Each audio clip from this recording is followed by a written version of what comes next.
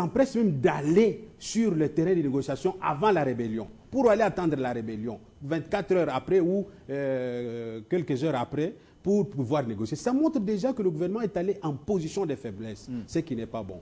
Mais parce que nous devons à tout prix sauvegarder l'intégrité du territoire national, nous pensons que le discours que le gouvernement devra tenir, c'est un discours d'autodétermination, un discours d'auto-affirmation face à une rébellion qui est une force irrégulière qui veut déstabiliser le pays. Lorsque la SADC condamne l'ingérence, la SADC c'est l'Angola, c'est l'Afrique du Sud, c'est aussi ces grandes puissances, et ils disent il faut que les résolutions qui sortiront des négociations de Kampala, premièrement, ne portent pas atteinte à l'intégrité du territoire de la RDC, ni ça soit anti la constitution de la RDC. Qu'est-ce qu'on peut entendre par là? Non, c'est une bonne chose, mais ce n'est pas suffisant. Déclaration des principes. Oui, pour ma part, il fallait qu'il y ait vraiment des résolutions qui vont dans le sens d'appuyer militairement la RDC. Il y a un article qui dit qu'ils doivent venir en aide. Voilà. Un pays membre agressé. Voilà, quand un pays membre d'une organisation sous-régionale comme la SADC est agressé, en tout cas, les autres pays sont dans l'obligation, si le pays agressé en formule la demande, de lui apporter secours. Je ne sais pas si au niveau du gouvernement ça a été fait. On sait par exemple que l'ambassadeur Antoine Gonda est en Angola, est en Afrique du Sud. Voilà, mais nous attendons dans le concret que quelque chose soit fait parce que, à l'allure où vont les choses, moi je crois que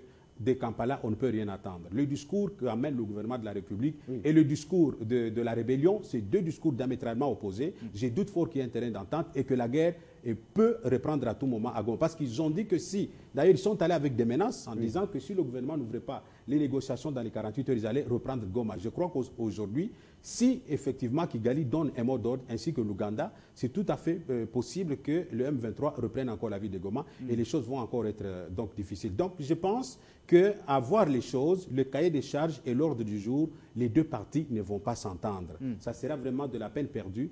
En ce qui me concerne, je pense qu'il faut accélérer sur l'option militaire. Le Rwanda, les gens peut-être ne comprennent pas ce qui se passe. Moi, je pense que quand nous avions Mosé dans ce pays, beaucoup de gens ne percevaient pas le bien fondé de son action. C'est quand il est parti qu'on commence à se souvenir de. Je crois autant pour Joseph Kabila, je ne suis pas son porte-parole, je ne suis pas le porte-parole du gouvernement, mais je crois que, en tout cas, le jour où il ne sera pas à la tête de ce pays, personne ne saura maîtriser ce qui se passe à l'Est. On peut l'accuser de tous les maux, de tous les péchés d'Israël, à tort ou à raison.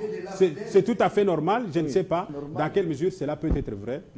Mais je crois que la situation de l'Est, c'est une situation Parce que le Rwanda attaquait d'abord le Rwanda. De toute évidence, oui. De toute évidence, les gens croient que c'est une guerre qui est sponsorisée par le Rwanda. C'est vrai. Mais au-delà du Rwanda, vous avez suivi, même au niveau du Conseil de sécurité des Nations Unies, quand il a fallu prendre des sanctions contre le Rwanda ou condamner son invasion du Congo, Susan Rice s'est abstenue. Qu'est-ce qui se cacherait derrière le Donc Rwanda? les États-Unis n'ont jamais pris une position claire par rapport à ce qui se passe à l'Est. Et vous comprenez qu'il y a une dette morale des États-Unis vis-à-vis de Kigali en rapport avec le génocide de 1994. Et pour compenser ça, il faut apporter de quelque manière que ce soit un soutien en termes de consolation. Oui, au Rwanda, on le laisse faire n'importe quoi, ce qui n'est pas bien. Donc il faut qu'on comprenne que la guerre aujourd'hui à laquelle la RDC fait face, c'est une guerre, n'est-ce pas, qui est portée par des géants. Et le Rwanda n'est que un canal transmetteur de cette idéologie occidentale qui veut à tout prix qu'il n'y ait pas d'autorité forte au Congo, qu'il n'y ait pas d'institution forte, qu'il y ait toujours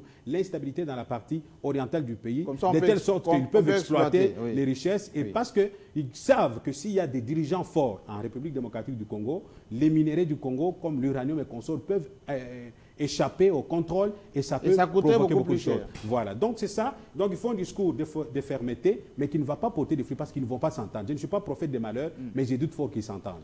Alors, Harold Badibanga, est-ce qu'on peut dire que les discours, on va dire, des consensus, l'appel de pied à l'opposition, le M23, ça n'a pas fonctionné et que maintenant, ils s'appuient sur leur vrai maître, le Rwanda et l'Ouganda, pour faire chantage à la RDC. Vous savez, ce qui se passe à Kampala, Jean-Marie Kassamba, je peux le qualifier de dialogue de sourds.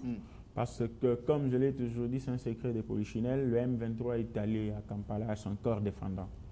Ses mentors, le Rwanda, l'Ouganda également. Mais la force des choses a fait malheureusement que pendant que nous allons parler du retour de la paix en République démocratique du Congo, l'Ouganda est président en exercice de la CIRGL et a une difficulté totale, totalisante et totalitaire de disséquer la personne de l'ennemi du Congo qui se retrouve être dans le chef de Museveni.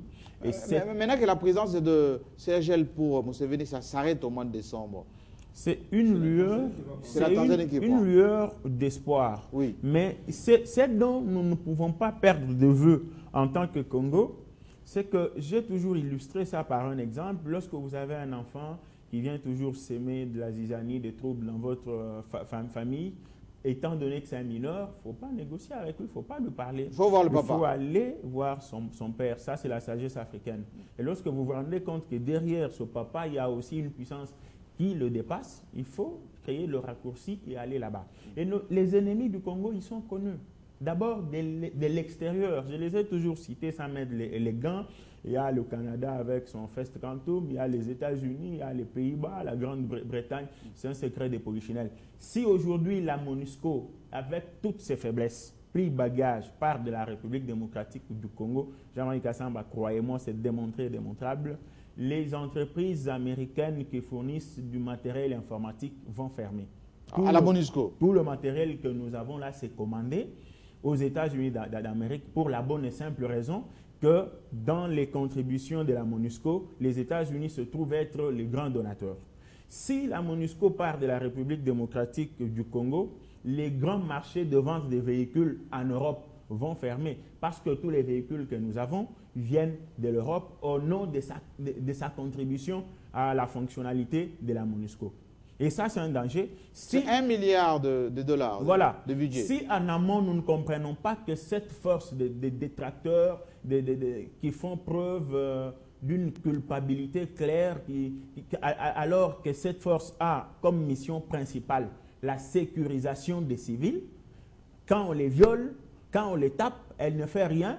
Elle évoque d'ailleurs de manière incestueuse un principe selon lequel nous sommes là pour observer. Ou bien que l'observation, c'est lorsqu'il y a affrontement entre deux armées. Mais lorsque, dans n'importe quelle circonstance, la population civile est martyrisée, vous n'avez pas à attendre du Conseil de sécurité des Nations Unies pour intervenir. Ça, c'est de un. Alors, s'il faut déjà à ce niveau dire quel discours nous devons tenir, c'est au-delà, comme Kabila l'avait si bien dit, il y a 3 options, l'option diplomatique, l'option politique et militaire. Nous nous rendons heureusement compte que si l'option diplomatique et politique n'avait pas plus ou moins marché, les rebelles ne se seraient pas retirés de la ville de Goma. Mais l'option qu'il faut capitaliser maintenant de manière véhémentielle, c'est l'option militaire. Au-delà de ce que Ludo Balé-Kelwa on a vu au général Olenga, par exemple, galvaniser les troupes. Oui.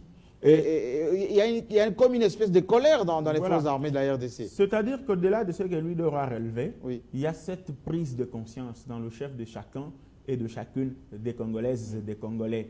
Si nous pensons que Harold Badiba, que je suis, je ne peux pas aller au front pour me sacrifier pour mon pays, en tout cas, personne d'autre ne le fera à notre place. Nous savons... D'où le discours du chef de l'État aux députés, par exemple, d'aller sensibiliser leurs élus, leurs bases, pour que les jeunes gens s'enrôlent dans l'armée pour défendre le territoire. Alors ça, c'était la première paire de manches. La seconde paire de manches, c'est au niveau interne. Je suis ahuri, estomaqué, de me rendre compte que lorsque on parle évaluation ou réévaluation des accords entre le gouvernement de la République et le M23, il y a une certaine frange de l'opposition qui estime qu'elle ne peut pas aller à ces assises parce que la République démocratique du Congo n'a de porte-étendard que le ministre des Affaires étrangères. Comme si il y a celui de l'intérieur aussi. Comme si 52 ans après notre indépendance, comme si tous majeurs que nous sommes incapables de nous organiser pour donner ne fût-ce que le droit d'expression à un individu pour qu'il nous représente. Ils auraient voulu, les opposants, aller en chien déphasé pour étaler des divergences de la grande République démocratique du Congo devant le petit Rwanda qui n'eût été le soutien de ces pays étrangers. Lorsque certains opposants disent nous, on ne veut pas aller là-bas avec des contributions écrites, on veut aller là-bas pour parler, C'est pour parler de quoi? Non, c'est une échappatoire, c'est de la distraction, c'est de la masturbation intellectuelle. J'étais aujourd'hui dans une conférence de presse des présidents des groupes parlementaires de l'opposition. Ils ont fait une déclaration dans ce sens-là. La question que je leur ai posée, c'était de savoir, se base-t-il sur le contenu ou sur le contenant? Parce qu'ils ont dit qu'ils ne sont pas allés en Ouganda, parce qu'ils auraient voulu que l'opposition participe à ces assises en tant que plateforme politique. En disant quoi?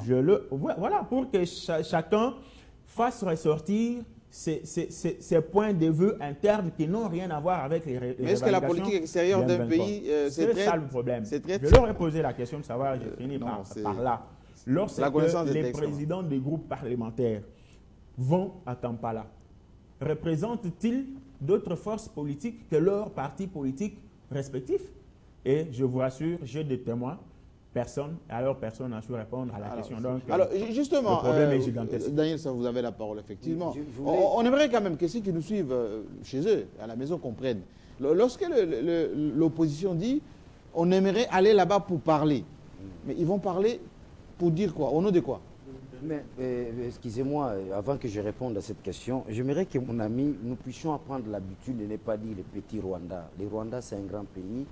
Les Rwandais, un grand pays en superficie, c'est petit. Les Rwandais ont compris que je dois envoyer mes enfants à l'école, je dois envoyer mes militaires dans les écoles, dans les grandes écoles les académiques militaires, je dois aménager mes services de renseignement, je dois avoir des compétents dans les entreprises para-étatiques, je dois avoir un gouvernement où il y a des gens qui ont la personnalité, je ne dois pas diriger les pays avec les mensonges. Les Rwandais ont compris. Mais vous avez dit aussi, que les Rwandais mentent et ils ont la ruse comme système de gouvernement. C'est ça. C'est des armes. Là, ils se servent de des armes. Absolument. Nous devons chercher aussi d'autres armes non conventionnelles. Et en même temps que le Rwanda aussi vit grâce aux subsides. La Grande-Bretagne vient de couper le Rwanda a si nous présenter ses propres frères pour nous dire que ce sont les Congolais. Il a si joué ces ça, c'est la ruse de la ruse, n'est-ce pas? Ça, c'est pas la grandeur du tout. C'est la ruse, c'est le mensonge. J'en arrive maintenant, n'est-ce pas, de tout ce que nous disons ici, les évêques ont répondu là-dessus. Je l'ai dit la fois passée dans une des émissions ici, ce sont des prophètes, ce sont des savants. Les évêques ont répondu à cette question. Quel est le dialogue que devons tenir, n'est-ce pas? Quel est le discours que devons tenir à Kampala? Les évêques diront ceci, ils sont allés loin. Vous qui êtes allés là-bas, attention, n'est-ce pas, à l'intégrité territoriale. Oui. Ça, ce sont les évêques. La SADC vient de le dire. Les évêques diront attention, n'est-ce pas, à la constitution de notre pays. Ça, ce sont les évêques. La SADC vient de le dire. Alors, maintenant, revenons maintenant à l'esprit, n'est-ce pas, des accords du M23. Je fais allusion, n'est-ce pas, à l'esprit d'un texte. Quelles sont les motivations premières du rédacteur, n'est-ce pas, du texte des accords? C'est là où le M23 est tenté de perdre.